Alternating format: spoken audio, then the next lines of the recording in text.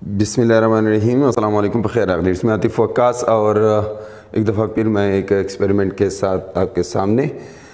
इस एक्सपेरिमेंट में हम कंडीशंस ऑफ इक्विलिब्रियम वेरीफाई करेंगे। That is from first year physics and the title is to verify the two conditions of equilibrium using a suspended metre rod. So इसमें हमें क्या क्या चाहिए होगा। टू स्प्रिंग बैलेंस चाहिए होंगे, तो ये मेरे पास यहाँ पर मौजूद हैं, आप देख सकते हैं। एक स्प्रिंग बैलेंस है, ये दूसरा है। And then we need to iron stands. You can see मैंने इनको आयरन स्टैंड्स के ज़रिए सपोर्ट किया हुआ है। And then we need metre rod. Yes, I have a metre rod, you can see. And then we need wedge. ये मैं इस प्रिज्म को यूज़ करूँगा वेज के लिए। ये इसलिए चाहिए होता है कि हमें इस मीटर रॉड का सेंटर ऑफ ग्रेविटी फाइंड करना है। एक पॉइंट जो इस पूरे मीटर रॉड को बैलेंस कर सके। आप देख सकते हैं मैंने इसको एक पॉइंट पे बैलेंस्ड किया हुआ है, तो ये इसका सेंटर ऑफ ग्रेविटी होगा। अगर मैं आपको दिखा सकूं, बिल्कुल आप देखें, ये 50.1 पे सेंटीमीटर पे बिल्कुल ये बैलेंस्ड हुआ, या 50.2 रीडिंग में फिर एहतियात से लूँगा, लेकिन मैं आपको सिर्फ दिखा रहा हूँ। तो वेज इसलिए चाहिए। And then we need what, we need weight box. Weight box इसलिए कि हमें नॉन वेट्स मालूम हो जाए। तो मेरे पास ये नॉन वेट्स मौजूद हैं और ये 50-50 ग्राम का एक है। टोटल जो है 250 ग्राम का ये सिस्टम है। तो नॉन वेट्स हमारे पास मौजूद हैं और मज़ीद मुझे थ्रेड चाहिए होगा। ये थ्रेड्स मेरे पास हैं, धागे, और ये किस लिए हैं, ताकि मैं इसको इस तरीके से ये सेटअप बना सकूं। तो ये सारी चीज़ें मेरे पास मौजूद हैं और अब हमने कंडीशंस ऑफ इक्विलिब्रियम जो है वेरीफाई करनी। अब पहले तो थोड़ा सा मैं आपको याद दिलाऊं कि कंडीशंस ऑफ इक्विलिब्रियम हैं क्या। तो आप लोगों ने फर्स्ट ईयर की फ़िज़िक्स में ज़ाहिर है आपने पढ़ा होगा कि there are two conditions of equilibrium. कोई बॉडी तब इक्विलिब्रियम में होती है जब उस पर एक्ट करने वाले सारे फोर्सेस का सम ज़ीरो हो और उस पर एक्ट करने वाले सारे टॉर्क्स का सम ज़ीरो हो।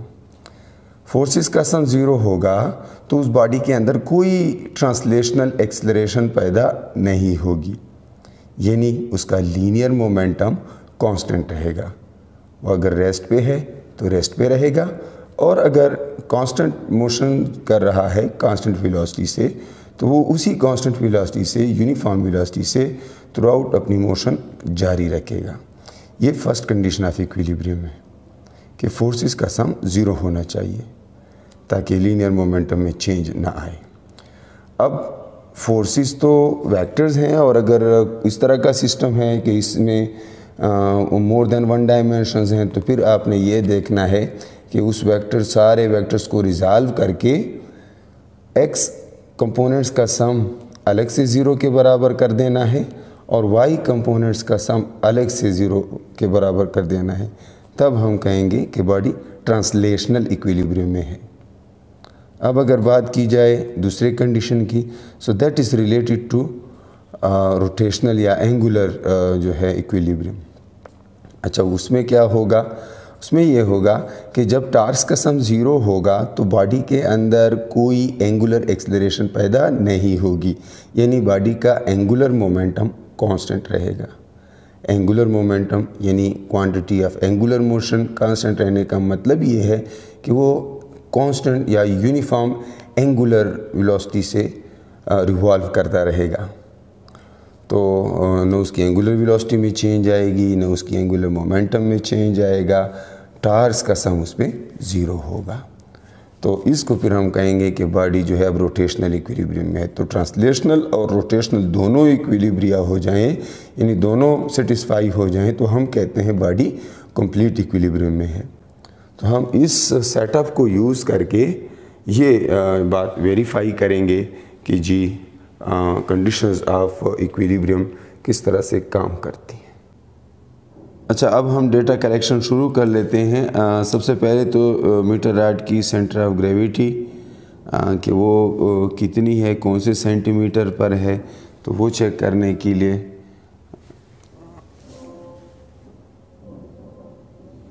ये एग्जैक्टली 50.1 सेंटीमीटर के ऊपर मुझे नज़र आ रहा है, तो ये नोट कर लेते हैं।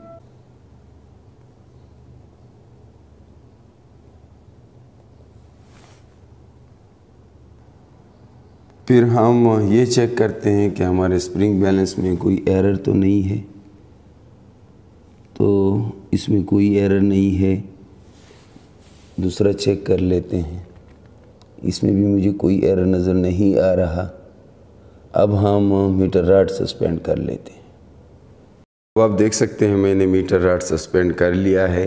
तो अभी तक मैंने इसके साथ कोई वेट नहीं सस्पेंड किया, लेकिन मीटर रॉड को सपोर्ट किया है इन दोनों बैलेंस के ज़रिए। अब मीटर रॉड का वेट डाउनवर्ड एक्ट कर रहा है, जबकि ये जो फोर्स है टेंशन की, इस स्प्रिंग की जो टेंशन है, ये स्प्रिंग बैलेंस है, तो इस स्प्रिंग की टेंशन ऊपर की डायरेक्शन में है। हमने इसको पी कहा था, तो पी की रीडिंग हमारे पास आ जाती है, इट्स 0.6 न्यूटन, 0.6 न्यूटन। एंड इस स्केल की रीडिंग जो है दैट इज़ क्यू। सो उसको हम लिख लेते हैं, दैट इज़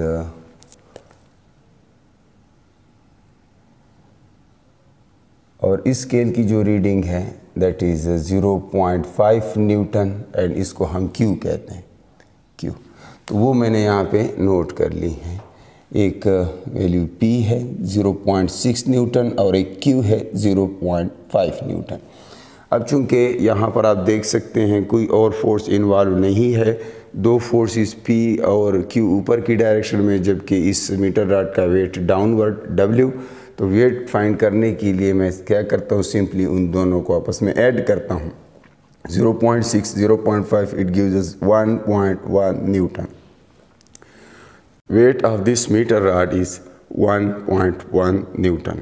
मैंने ये वेट यहाँ से सस्पेंड कर दिया है 50.1 के ऊपर, बिकॉज़ हमने देखा था कि इस मीटर रॉड का जो है सेंटर ऑफ ग्रेविटी 50.1 है, तो वहाँ से मैंने इसको सस्पेंड कर दिया है। अब नई रीडिंग जो है इन स्केल्स की वो हमने देखनी है। ये जो है इट इज़ राउंड अबाउट 1.65, 6 से थोड़ा ज़्यादा है और 7 तक नहीं पहुँचा, तो 1.65 ये है। और नई P की वैल्यू 1.65 आ गई, और Q जो है that turns out to be 1.5। ये 1.5 है, वो 1.65। अब ये वैल्यूज़ यहाँ पे नोट कर लेते हैं। एक है जनाब 1.65 और एक है 1.4। तो ये दो वैल्यूज़ हमारे पास आ गई हैं, P और Q। एक पहले भी P और Q लिया था, लेकिन वो इस वेट के बग़ैर था। अब इस वेट के साथ हमारे पास ये वैल्यूज़ आई हैं। अब अगर मैं इन दोनों को ऐड करूं तो 1.65 प्लस 1.4, 1.65 प्लस 1.4 यहाँ से आ जाता है जी 3.05। क्या आता है? 3.05। अच्छा, चूँकि हमने स्टार्ट में देखा था कि हमारी इस केस में कोई एरर नहीं है, तो करेक्शन की कोई ज़रूरत नहीं है, और ये जो हमारे पास वैल्यू आएगी दैट वुड बी 3.05। ये पहले एक एक्सपेरिमेंट की रीडिंग मैंने लिखी थी, इसको मैं चेंज करके 3.05 कर लेता हूँ। ये 3.05 वेट हो गया। अब एक वेट जो है उस मीटर रॉड का था, मीटर रॉड का वेट हमारे पास उस 0.6 0.5 का सम था 1.1 न्यूटन। ये जो वेट है ये चूँकि 200 ग्राम्स है, तो उसको मैंने किलोग्राम्स में कन्वर्ट किया, 200 डिवाइड बाई 1000 किया और उसको 9.8 से मल्टीप्लाई किया। W is equal to mg, यानी वेट फाइंड करने के लिए मैंने ये कैलकुलेट किया, तो वहाँ से 1.96 आया। ये इसका वेट है और 1.1 इसका है, तो 1.96 और 1.1 इन दोनों को आपस में ऐड कर लेते हैं। तो इन दोनों को 1.96 और 1.1 आपस में ऐड हो जाएं तो उससे क्या आता है? तो ये आता है जी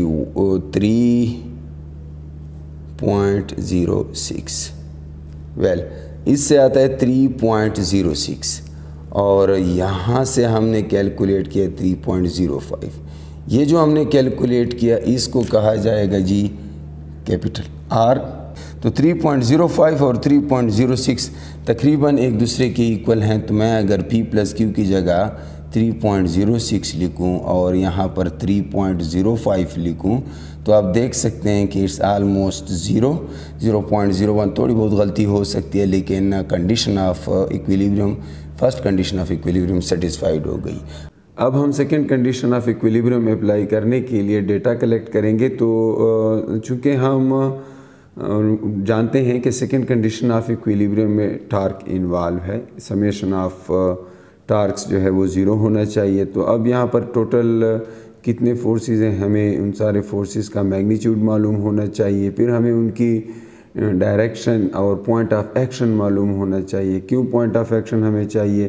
बिकॉज़ अगर मैं टार्क का फार्मूला यूज़ करूँगा तो उसमें एक फ़ोर्स होता है और एक मूवमेंट आर्म होता है। तो अगर हम इस सिस्टम को देखें और यहाँ पर कंडीशन ऑफ इक्विलिब्रियम अप्लाई करना चाहें तो एक पॉइंट हमें एक फ़ोर्स यहाँ पे एक्ट कर रही है, एक फ़ोर्स यहाँ पे एक्ट कर रही है, जबकि एक फ़ोर्स यहाँ पे एक्ट कर रही है। और हम देख रहे हैं कि न ये रोटेट हो रहा है न ट्रांसलेट हो रहा है। अब ट्रांसलेशन तो नहीं हो रही, वो तो हमने वेरीफाई भी कर लिया, हमने first condition of equilibrium apply कर लिया। अब सेकंड कंडीशन ये अप्लाई करनी कि रोटेट क्यों नहीं हो रही या उसमें एंगुलर एक्सेलरेशन क्यों नहीं है। तो वो चेक करने के लिए हमें टार्क्स का सम 0 प्रूव करना है। अब फोर्स जैसे हम ऑलरेडी यहाँ से रीड कर चुके हैं, दैट इज़ 1.65 और इस केस में जो है फोर्स Q है दैट इज़ 1.4। सो अब मुझे क्या चाहिए, फोर्सेस मालूम हो गई लेकिन फोर्सेस कहाँ पे एक्ट कर रही हैं उनका मुझे पता होना चाहिए। बिकॉज़ यहाँ से फिर मैं मूवमेंट आर्म फाइंड करूँगा। तो ये 75 के ऊपर मैंने इसको सस्पेंड किया हुआ है, अगर आप देख सकते हैं। तो ये 75 पॉइंट A है और पॉइंट B जो है दैट इज़ 20.5। तो ये आपको दिखाना है, सिर्फ मैं ऑलरेडी डेटा अपने पास नोट कर चुका हूँ। 75 और 20.5 ये दो पॉइंट्स हमने, पॉइंट A इज़ 75 ये आप देख सकते हैं और पॉइंट B जो है वो 20.5, ये दो पॉइंट्स हमें मिले। अब इनका क्या करना है, हमें ज़ाहिर है इन दोनों फोर्सेस के मोमेंट्स आर्म चाहिए। हमें इन दोनों फोर्सेस के, ये जो फोर्स एक्ट कर रही है ऊपर की डायरेक्शन में, ये फोर्स ऊपर की डायरेक्शन में एक्ट कर रही है। मैं इस पॉइंट को पिवट पॉइंट मान लेता हूँ। पिवट पॉइंट मानने के बाद मुझे इस वेट की ज़रूरत नहीं होगी टार्क में, बिकॉज़ टार्क में हमने ये देखना है, देखो यहाँ पे ये जो फोर्स है ये डाउनवर्ड एक्ट कर रही है और यही पॉइंट पिवट पॉइंट है। तो कोई मूवमेंट आर्म नहीं है, कोई रोटेशन नहीं है, तो इसका तो टार्क में कोई रोल नहीं है। और न इस जो मीटर रॉड है इसके वेट का कोई रोल है, क्योंकि ये भी इसमें शामिल है, इस फोर्स में ये भी ग्रेविटी पे एक्ट करता है। जबकि ये दो फोर्सेस हैं, जो फोर्स A है और फोर्स B है, ये जो है टार्क प्रोड्यूस करेंगे। तो A पे जो टार्क पैदा होगा टा A, वो उसमें दो चीज़ें होंगी, यानी AG होगा R क्रॉस F, तो उसमें AG है और फोर्स P है, तो AG और P का क्रॉस प्रोडक्ट होगा। और जो पॉइंट B पे फोर्स एक्ट करता है उसकी वजह से जो टार्क है वो तो इस डायरेक्शन में है, एंटी क्लॉकवाइज है। लेकिन फ़िलहाल मैं इनको चूँकि अलग अलग लिख रहा हूँ तो मैं साइन की बात ही नहीं करता कि कौन सा पॉजिटिव है कौन सा नेगेटिव है। और उसमें देखें ना BG, यानी उसका मोमेंट आर्म क्या है B से लेकर G तक, और साथ में उसको मल्टीप्लाई कर देना है फोर्स Q के साथ।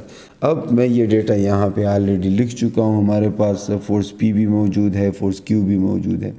फोर्स P जो है वो 1.65 है, फोर्स Q जो है 1.4 है। फिर मैंने AG फाइंड किया, जिसकी मैंने यहाँ पे बात की है। तो AG जो है मेरे पास आ जाता है 24.9, क्योंकि 75 से मैंने सेंटर ऑफ ग्रेविटी सब्ट्रैक्ट करनी है और 20.5 जो राइट साइड पे था उसको भी सेंटर ऑफ ग्रेविटी से सब्ट्रैक्ट किया, तो मेरे पास AG आया 24.9 और BG आया 29.5। अब मैं इस फार्मूला में यानी यहाँ पे भी यही चीज़ लिखी है, बस इक्वेशन की एक साइड पे लिखा है तो एक को पॉजिटिव लिखा है, एक को नेगेटिव लिखा है। वो आपकी मर्ज़ी होती है, क्लॉकवाइज को पॉजिटिव कहते हैं या एंटी क्लॉकवाइज को, लेकिन दोनों का साइन डिफरेंट होना चाहिए बिकॉज वेक्टर है।